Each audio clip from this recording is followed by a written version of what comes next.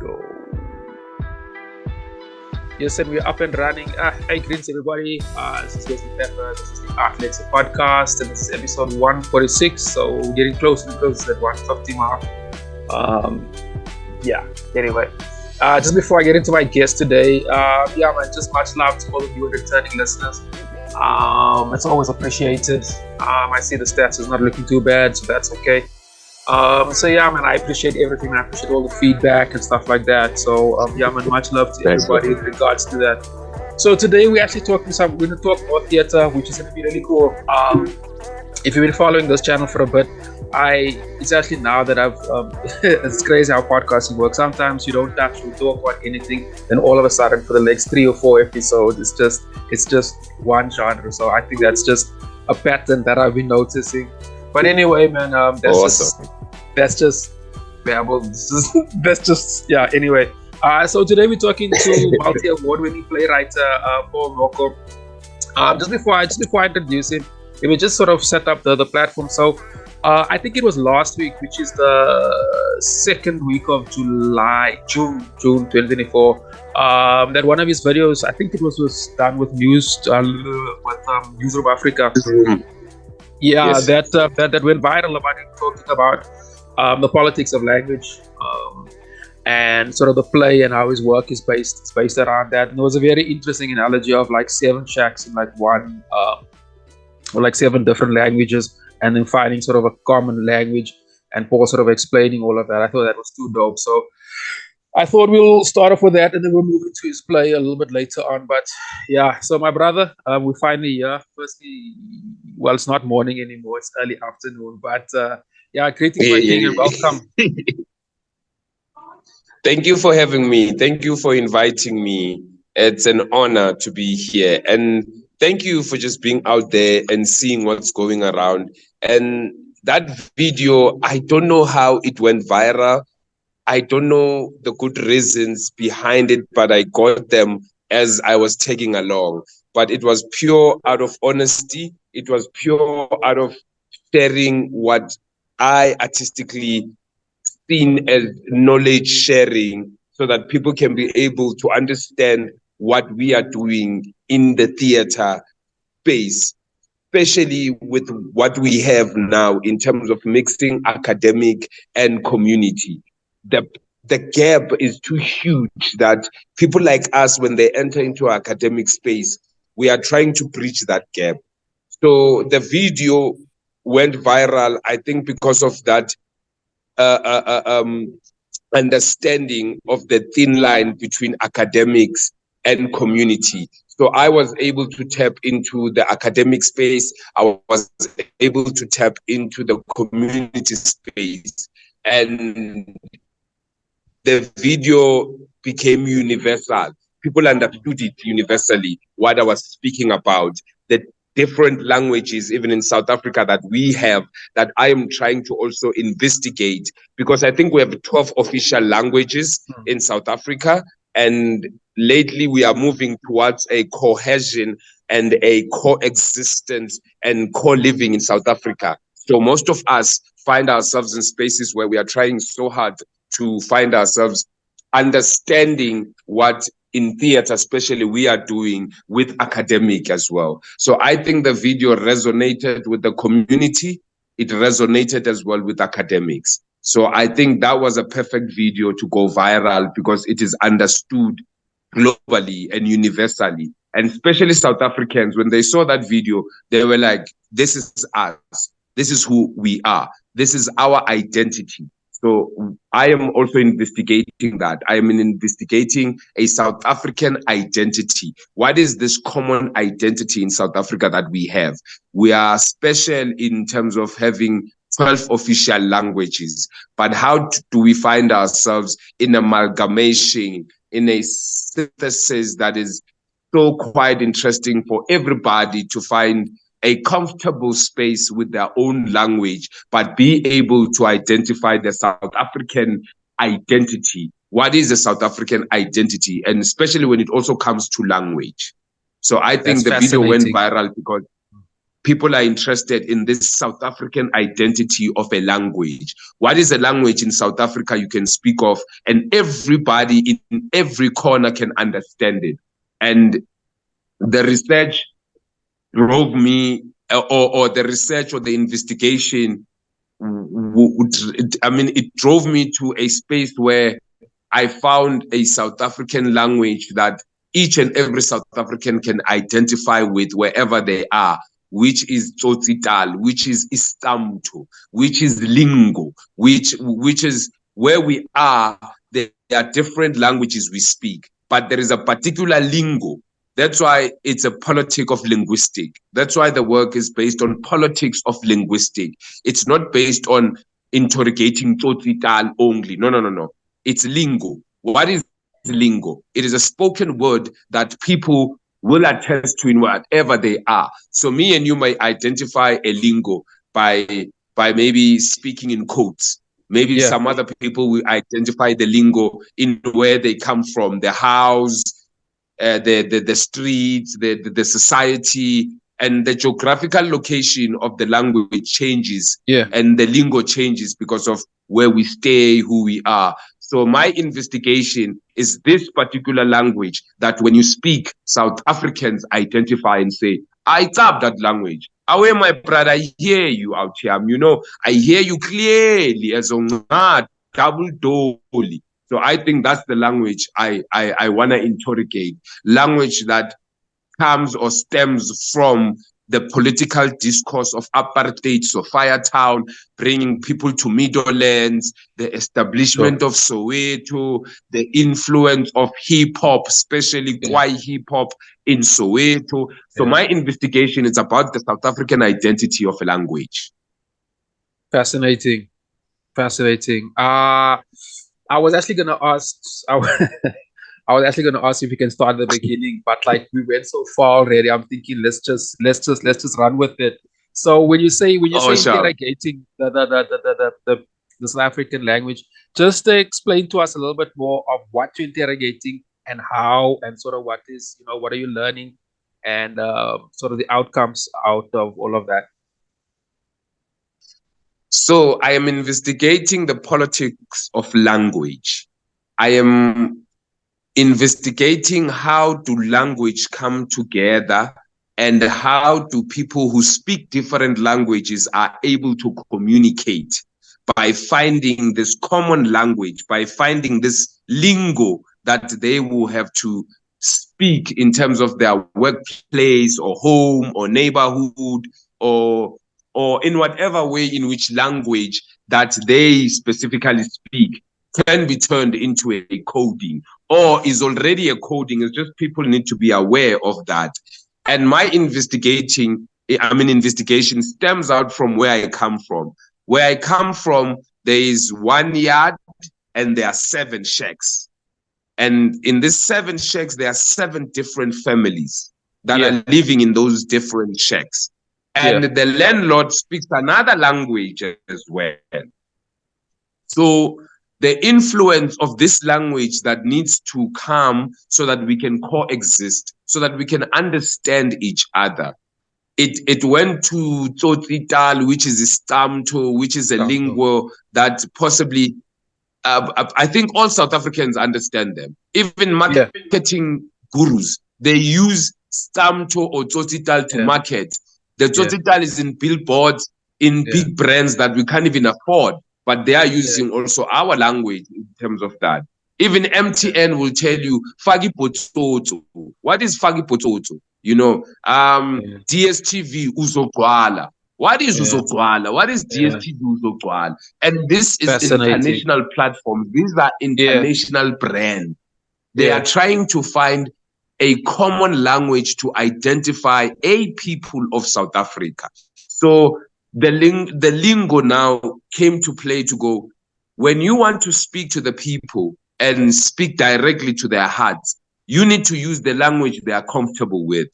So I think by looking at this linguistic politics, there's different languages that we speak, that we find ourselves speaking, and this common language that at least a South African can identify, which will be a Tsotsital, because The investigation tells me tsotsitaal stems from an Afrikaans word, which means kwai, which means to be great, to be big, and the Afrikaans word it's tsotsi, you know, a thug, and that is another label of this language that I'm saying. It's not language for the thug.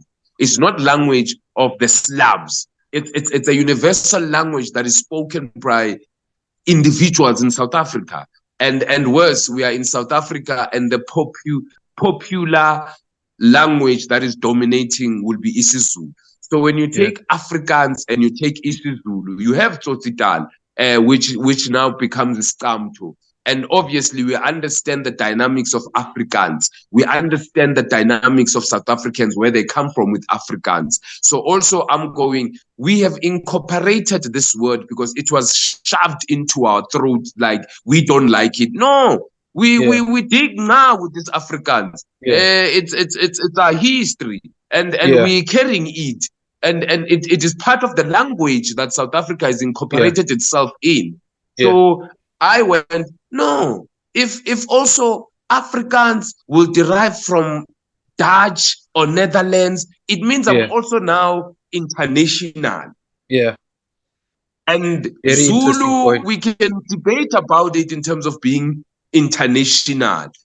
And we can debate about the Zulu language being the dominant language in South Africa. And we can also argue about that because Afrikaans and isiZulu are the most documented languages in South Africa. Interesting. There are huge documents about Zulu-speaking language, the unpacking of why the language, the synonyms, the verbs, the past tense, they've unpacked it. Most of the language in South Africa, like Sesotho, Sindebele, Swati, Venda, Changane, they are not documented to the highest degree. When you look at the documents in academic space, they are not represented that much as one would love for this language to be represented. Why is that, do you think? What's the reason for that, do you think? It's documentation. Our people have slept on documenting. Our people have slept on themselves in understanding the power that they have in language and to document it. So we believed in oral research or oral information sharing.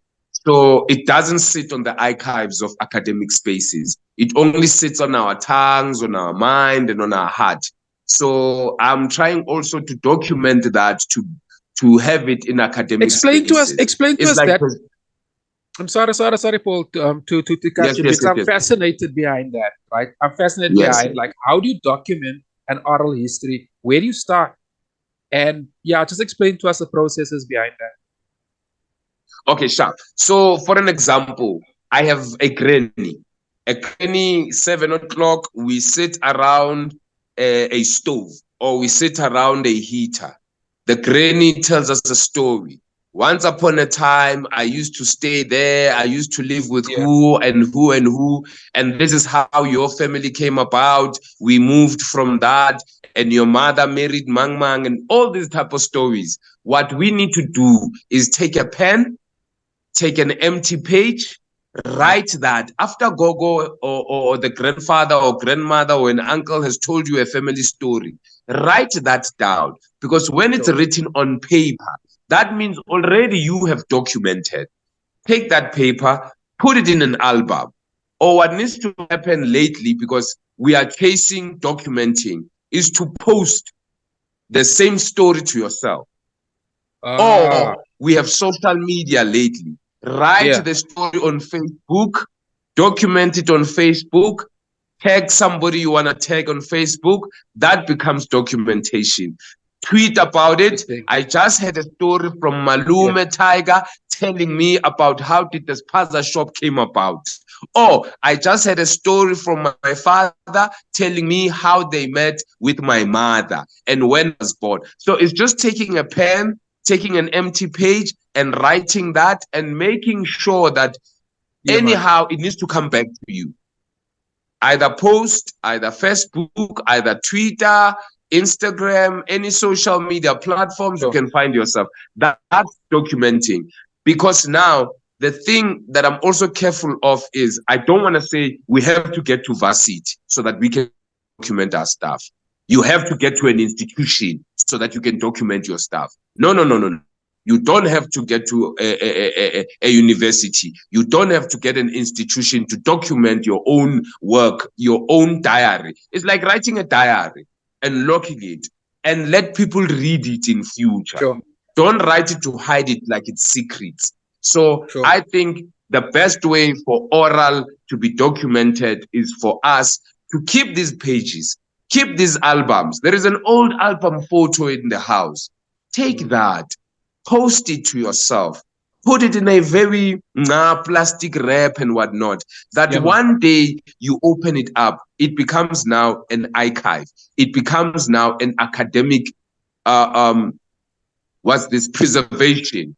Then you get people like us who studied master, who is a master. You get people like me who's studying his PhD, who can just sign it off and say it is legit. Many people have studied masters. Many people have studied the PhD. So you get a PhD guy or you get a master's guy and say, read this for me and sign it and make it legit. So that's how our oral stories can be documented. Okay, sure. Okay, so I get that. So explain to me, like, once it's in an academic format and it's documented and so forth, I guess, like, in documenting, or rather what I'm asking for, and explain to my listeners, just so we understand everything behind documenting language. What's the value in that? And I guess like, how do okay, let's just start over there. What's the value? Is it are you because I know there's a similar argument with the Khoisan languages that only a very few universities has that language book. So just explain to us what's the so just explain to us what's the value of documenting a language in an academic setting. Okay, there is this thing now which is popular. They go cancel culture. There is a word they use. Yeah, they say cancel culture. So that word must resonate to the listeners to go, what is canceling something? When you say cancel culture, what does that mean in depth? So when you cancel a culture, meaning you burn all their documents, you burn all their identity, who they are, the language they use, you colonize them, to use a word that everybody can understand. So you colonize them. You make them read what you want them to read. You make them believe in what you want them to believe. The power of documenting is preserving the culture, is preserving the identity, it's preserving the history of a people, because the language carries the culture. And if we have documented the oral ways of teaching, we would have been the powerfulest ever a people per se. You see, like you have made an example with the Khoisan, with the Khoisan nation. They were not even allowed to teach or to write in their own ways so that they can be able to teach other South Africans. So what does that do? It cancels them. It cancels their culture. It cancels their identity. It cancels who they are. Because if you don't know who you are, where you come from, and Wesley, we can speak about colonizing. The colonizers wrote about us and told us who we are. And as yet, we are not that. We are totally different. It was because of fine-tuning. So with us documenting, that's the power we are having, that we cannot be colonized or somebody comes and tells us our identity is this. That's not our identity. Especially with the Khoisan language, it means they are taking us to the source. It means they are taking us to the real depth of what transpired in the beginning, in those days, how they used to live. And it's even worse now. AI is coming, artificial intelligence. So we also need to develop the human body. We need to develop the human mind, So when the AI comes and says the AI is taking over, where do we leave human beings? I mean, where do we leave human beings? Are human beings not supposed to be developing mentally? Are not supposed to be developing physically? Are not supposed to be developing spiritually? So we have to match this artificial intelligence with personal growth, and we understand it all comes down to the future is always the history. So, like an example that you made about the Khoisan language, we are going forward. If you have realized, the Afrofuturistic, it's not the future; it's going back. It's learning about how did people live in the day so that we can be innovative now. Because it seems like we have lost the plot. It seems like we have lost the plot of how we grow human beings as well. We speak about our food. How do we found lately? We speak about the healthier we eat, and we look back and we go, you know, people of the olden days used to live 110 years, but now we can't. It's 50 years. You did 40, 30. We bury people in 35, 36, and we're like, how that? So when we go back to the history, it tells us. So the importance of documenting, the importance of preserving, the importance of writing our languages down, the importance of understanding other people's languages, because we are not alone. We are not pushing, we're saying, hey, I'm a Zulu, so Zulu, or I'm a Tswana, or I'm an Afrikaner, so I'm dominating. No. It's also about opening it up and understanding, because we are human beings, we are coexisting. That's important. Yeah, you gave such a full, elaborate explanation and covered everything there. And I'm glad you touched on the importance of AI and how AI is this new game changer, and the importance of us documenting, because I cover AI extensively on this platform, and I'm always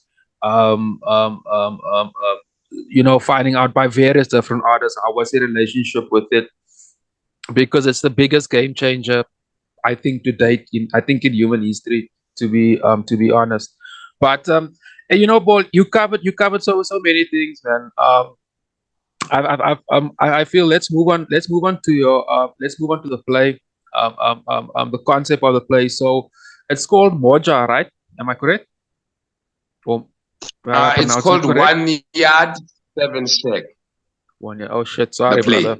Yeah, I must have got that one wrong. But anyway, so look here, man. I firstly, I think that's a fucking dope ass concept of the 7 different languages in like one area. And I can sort of relate because I've stayed in similar areas back in the day. In my mind, I like, as it's fascinating how you say the politics of language and how we relate, because as you say, there's like one word, and I can actually see the image sort of play in front of me. You say it's like one word that one person said, everybody gets it, and you must be part of that community to understand it. I think that's fascinating. So just explain to us a little bit about it. What's the concept? What's the play about? And we'll just take it from there. Yes. So creatively, I took a creative license. So 1 Yard 7 Shack, it's about the politics of language as well. So I looked at the vehicle historically, and the research drove me to music. So firstly, there was music before there was written word. Before there was language, there was music. So in the play, I'm also coming in with the music, which is Kwaito. Kwaito as a South African genre of music that in post-1994 was a kind of a music that was retaliating, saying who we are, the identity. And you play that song and everybody knows it. Black, white, Afrikaans, Indian, they know it. So the power that music carried, I took it and I went, okay, I have the power of music. And I went, what is another genre or cultural tool that we use to unpack language and identity? Hip hop. I went, aha, I've got hip hop now. Because hip hop, it's a culture on its own. And the way they unpack the language, the poetry in it, the way they tell a story, Those guys are Africans by nature. Praise Sure. singing. I went to praise singing. Sure. I went to our surnames. What do our surname mean? Because we have this thing as Africans or as South African. Your name, surname, and then your nickname. We all have nicknames. Yeah. That's so accurate. Those three, everybody. So in the play, I use music, kwaito and hip hop to tell a story of language. Where does language come from? Where is language sitting today? Especially where I come from, which is Soweto. And I use 5 females to tell this story. Why 5 females? It is because in the music industry, females are always projected as sex objects. Yeah. They are all portrayed as sexuality. Yeah. So you watch music videos, you watch adverts, women are depicted as sex objects, they're sexualizing it and whatnot. And as yet, women have this powerful story to tell. Hence, it's mother tongue. Mother and the tongue. Because the mothers are the ones that teaches half of the time the language. Because they give birth. They raise some of us half of the time. Which mothers carry the language? Mother tongue. Mother raises the tongue. Mother raises the language. Mother protects the language. So I use these 5 females just for a mere fact metaphor of mother tongue. And also the music industry, how it depicts women. I want to challenge the stereotypes. And I'm using 1 yard 7 shacks to challenge those stereotypes. These girls are living in 1 yard. They speak different languages. They have to come together in a common language, and they love music. They are surrounded by poverty, crime. They are from the slums. They have hopes that one day the music that they do will take them out of degradation and poverty. Because we have hopes, some of us, to go. Our talent, mostly as A people, we go, our talent is the most thing that takes us out of poverty, half of us. Sure. Soccer, athletics, music, and not falling. I'm not disputing with an academic aspect of it to say go to school, vele. But we all know that going to school, you take 6 years, 7 years. Somebody who has a talent gets a gig in Pirates, he gets 1.3 million a month. Cristiano Ronaldo, the most paid athlete, and we're like, okay, he didn't go to school. Even Messi can't speak English even today. They put him in an advert for Bad Boys. That's the word he said. And we are like, how? Isn't this guy not educated? It's just his... That's brilliant. That's brilliant. Paul, let me just cut you there, my king, because I sort of want to expand on that. I sort of want to talk further on the 7 different characters, expand on the music and sort of how they interact. I think that's fascinating. So, everybody, yeah, sure, Paul. So, just before that break, there, you were still explaining about the actual play. 1 yard 7 shacks and now and music now. Firstly, I'm a music fanatic. I'm an art fanatic, but like I'm a music fanatic as well. Like, it's interesting how you're saying that. How are you talking about kwaito? Sort of rep. It's especially like the early 90s. I think that's really fucking fascinating. Given that genre is almost being sort of faded out, or there's actually very few, at least to my knowledge, like artists who's just producing kwaito albums. I thought that was just an interesting point. So yeah, man, just for my listeners, can you are you okay? Can you talk? Yes, I can talk. All right, I just saw you move. Anyway. So yeah, man, let's talk about. Yeah, let's just talk about the concept, man. Like, how does the play work? You say there's 7 females. I get how they sort of what they're representing. I think that's too dope though. But like mother tongue, I think the way you conceptualize that is fucking cool. Um, so to my knowledge, I would think there's 7 actors. But yeah, just explain to us how the play works, who the actors or actresses are, and we'll get into the technical, like when and where it's being showcased and so forth. A bit later. Yeah. So I'd like to start off first by also, if the listeners would identify this inspiration. In Deep Kloof, there used to be a place called Slaghuis. Yeah, man, I remember Slaghuis was a place in which one or more hip hop heads come together to share their hip hop skills.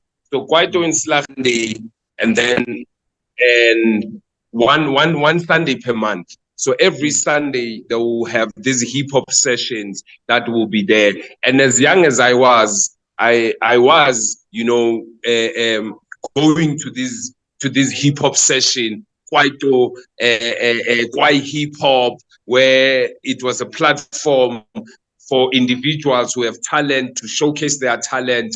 And I remember Pro Kid, rest in peace. Pro Kid at some point made his name in Slaghuis. And I remember also this guy who was Afro man or pitch black Afro came also. Yes, that came also to Slaghuis before they even became popular. Before even Pro Kid made his first song and whatnot, I saw him there. And that place was a dumping site. It was a dumping site that few or like 3 or 4 MCs that cleaned up the site. And then they opened up this huge thing, which was called Slaghuis, that blew. Like it changed the South African hip hop industry that day. Slaghuis, if people can just Google Slaghuis, they would understand the impact that place had in terms of changing the hip hop culture in South Africa. When I went to school, Wits, I was asked the question academically, what are you bringing in the academic space that does not exist? In my head, I saw that thing at Deep Kloof. I saw that Slaghuis. That's the thing I want to bring in an academic space. The stories we were told in that session, the kind of music that was playing in that session, that was the influence to also write my master's degree in indigenous knowledge. I wrote my master's degree in indigenous knowledge. What is indigenous knowledge? What are we seeking for in indigenous knowledge? And I came across a word which was Afrocentric, Afrofuturistic. So there is a futuristic about what the Slaghuis has done. I got into the academic space, I do my master's. Now I want to continue do my PhD. Now I have this vehicle, which was Slaghuis, which incorporated hip hop, incorporated Kwaito in storytelling. I want to tell that story to the world, and I want to continue investigating these type of stories. And I was given an opportunity by just being there and just making sure that I see and I witness this. And whatever happened and then inspired me for my PhD to go, I want to do a PhD. I want to do my PhD interrogating Kwaito, interrogating hip hop, interrogating language. Where does language come from? Where does music come from? So in a play, 1 Year 7 Shacks, I speak about where does music come from? Where does language come from? Where does Soweto come from? Where does Slaghuis come from? So it's like a history, it's a history lesson per se. But because I'm an artist, I use artistic ways to tell the story. Because this is not a lecture. This is not a symposium. This is the creative aspect. So then with the music as well. So I brought in music, which was Kwaito. Music I know. Music I grew up knowing. music that I felt it had its own identity. Yes, they might switch now and say amapiano. They can say now it's chrome. They can say it's whatever name now they can name it. It's just simple as it's an indigenous music. It is kwaito. But because of time, we change with time. And obviously the words and the generation will change the meaning of the word itself, of the music they are doing. So now I came to say, but the originality, where is the originality? How original are we? How original is the work? How original all of this is? Is it something that South Africans are proud of? Is it something that South Africans will identify when I put it in the platform? So that's what I did. So for me, the story then was inspired by those kind of inspiration, the way, the vibes, the history, and I was fascinated also by Mendoza. May his soul rest in peace. The Nkalagata song. Nkalagata.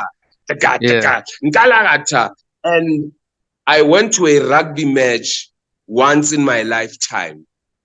And I got into that rugby match and they were playing a very popular song from Nkalagata. And there were so many white people around. Then I was like, no, Kwaito is universal in South Africa. You know what? I must not let that die. Because even now, in a rugby match, South African rugby squad, Bosia Kolisi, they'll play a song. Sister Petina, Sister Petina. They still play that song even today. That means they have made it their identity. They have made it their way to say, this is where we come from. So for me, that inspired me to write that in an artistic form. What I'm saying to you, it is presented in an artistic form. So they sing, they tell a story, they argue, they debate. So these women which are in this space, they are trying to find out, how do we create the next best hit? How do we create a best song? How do we find ourselves in spaces where our song will boom? So the play surrounds itself along those kind of lines in questioning, who are we? Where are we? What is Kwaito? What is language? What is hip hop? By reading also certain things academically and unpacking them artistically. Because it is boring to have a paper for 2 hours and stand and tell people what you've wrote. That's quite like boring for me. So I went on an artistic way to say, I'm going to present my paper artistically. They call that Praxis. Praxis. Praxis is when you mix theory and practice, you're going to get praxis. So I was challenging that to say, what kind of praxis am I bringing? So 1 yard, 7 shekels, and these females, they debate according to that. And they debate about their look to say, do I look sexual enough so that I can be pleasing? Do the society look at me because they're just wanting sex from me? Or am I a woman who is objected to so many things? The key is with her, Nane. Sorry. Yeah, man. I was telling my cast the key is with her because the cast is already here. So the story now is influenced by, how do we get out of poverty?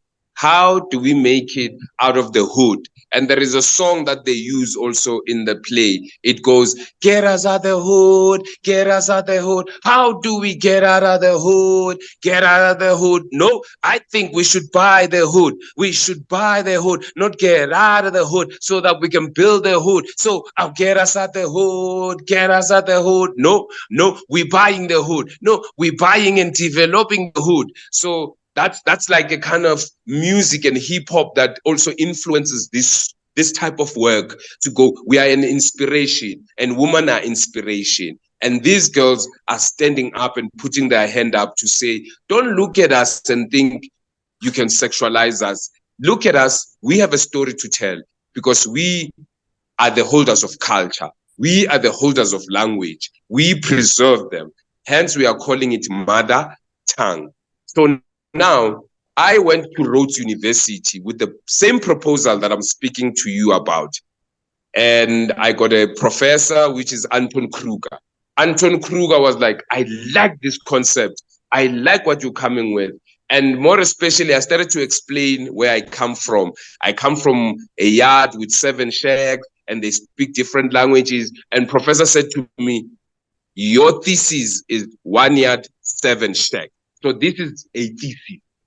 I am doing a thesis, but practical and artistically. So even the academic space, they are quite strict and shy, and they are like, okay, at this moment, they don't know what is coming, and they can't trust what I'm coming with because it's on another level. So now at Rhodes, they told me, no, we're gonna do a proposal. So you have to do a proposal that you want to do this PhD, and then I applied, and then they accepted me.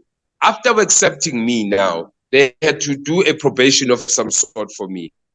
That's where funding came about now, to say, with this play, since Grahamstown, I'm going to Grahamstown with the play. So we are playing in Grahamstown, Makanda. It's an international festival. It starts on the 20th until the 30th of June. 20 June until 30th of June. And the play will be performing in Makana, main program on the 26th, 27th, 28th. I am going there to show them what their money will go, why I want the money. Practically, I will show them. I wouldn't know if they will give me the money to study the PhD. So the money factor comes in. I don't want to do the play and money. I want to do the PhD and do the play. So the money, it's all about educating a black guy like me so that I can be able to share my knowledge and then feed other artists by doing the play. So with this money and funding issue, you are funding the PhD. You are not funding the play.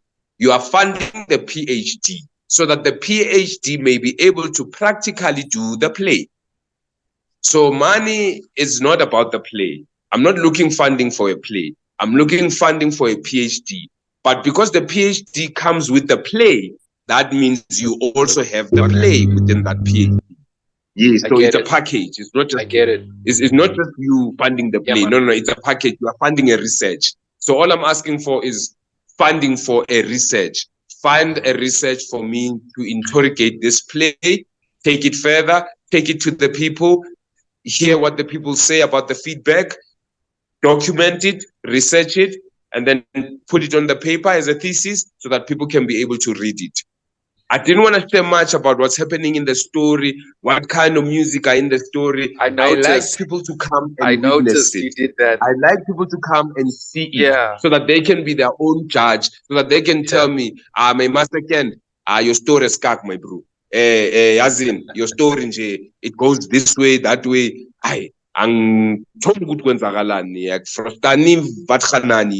So your story, or they go, wow, lekker stuff, double dolly, we like what we have just seen. Yeah.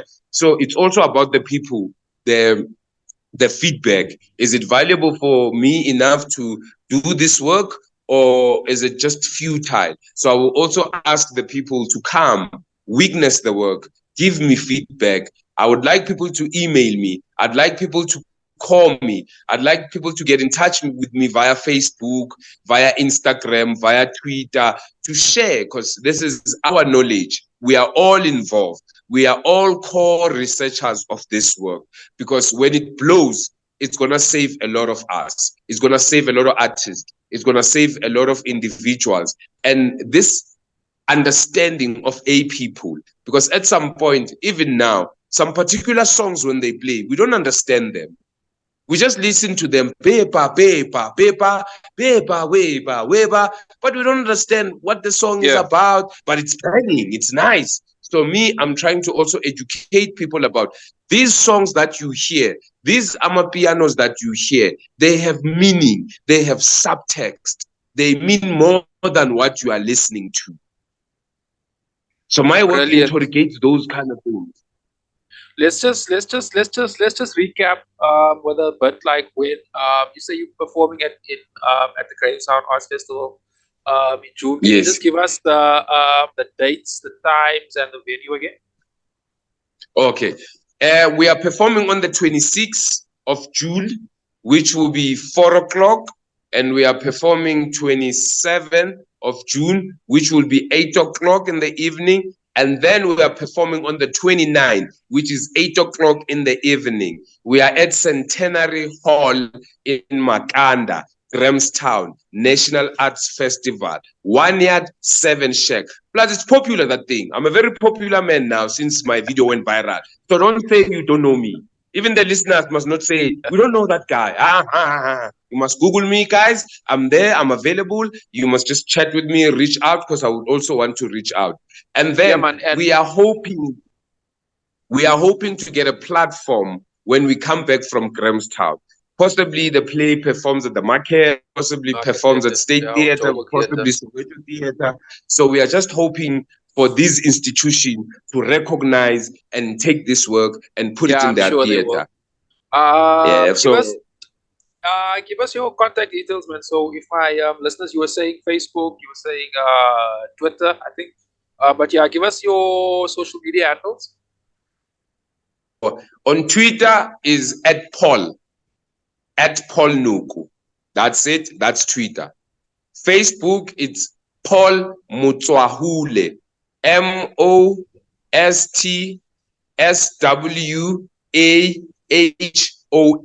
Mutwsagule.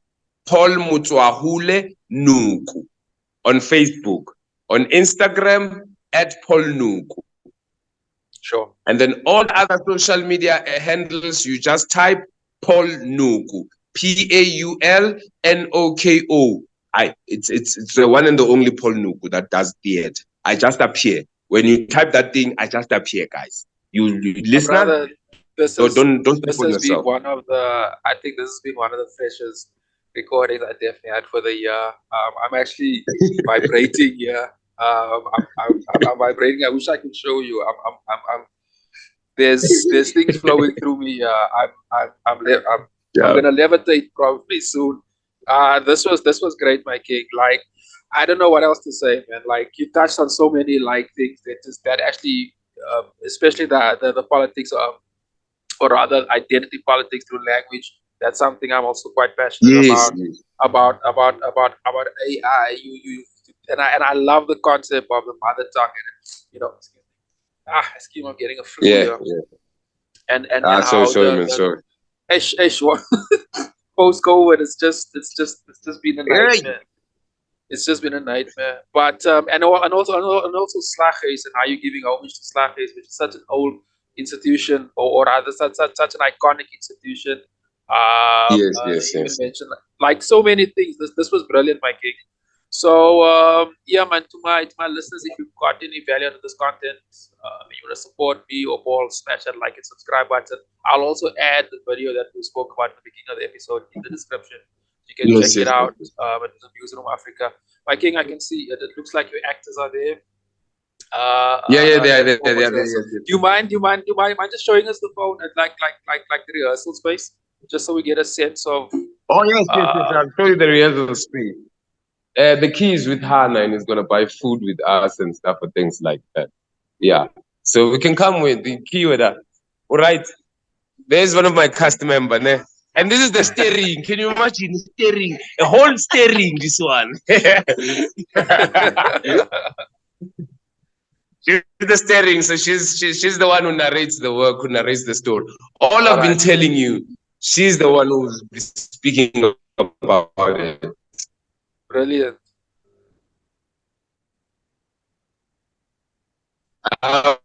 This is